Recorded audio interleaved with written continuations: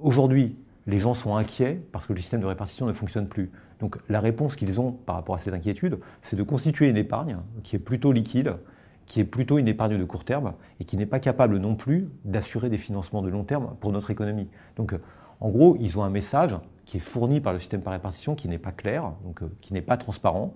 Ça les inquiète, ça génère du stress, ça génère, etc. Et évidemment, ça se ressent sur leur comportement d'accumulation, ce qui n'est pas bon pour l'économie de manière générale et ce qui nuit aussi à la croissance et à l'investissement de notre économie. Ce ne sont pas les retraités qui ont tout faux, ce sont plutôt les gens qui organisent le système de retraite.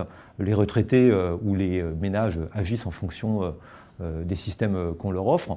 Et en France, on ne développe pas un système qui est forcément très pertinent pour que, individuellement, les gens prennent les bonnes décisions pour financer aujourd'hui leur retraite. On se centre sur la question du système par répartition, donc la valeur des points et du taux de remplacement.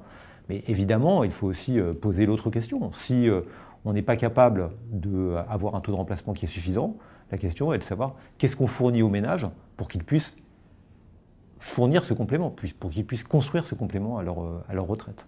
Donc ça, c'est la question de l'épargne retraite. Et le débat sur l'épargne retraite en France est assez pauvre actuellement, parce qu'en gros, c'est un débat qui est presque tabou. L'épargne retraite sur la planète représente 29 000 milliards de dollars américains.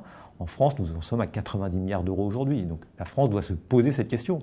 Et un des mots français, effectivement, et de l'accumulation des ménages, c'est que nos ménages sont relativement riches, mais ils sont riches de richesses très sûres, très sécurisées, riches d'immobilier, et leur épargne n'est peut-être pas suffisamment dynamique pour nourrir une croissance de long terme, des investissements dans les infrastructures, donner des fonds propres aux entreprises, dans l'innovation, etc. Voilà, le sujet, ce n'est pas simplement celui des ménages, mais c'est aussi celui de l'économie et du type de croissance que l'on veut avoir dans l'économie.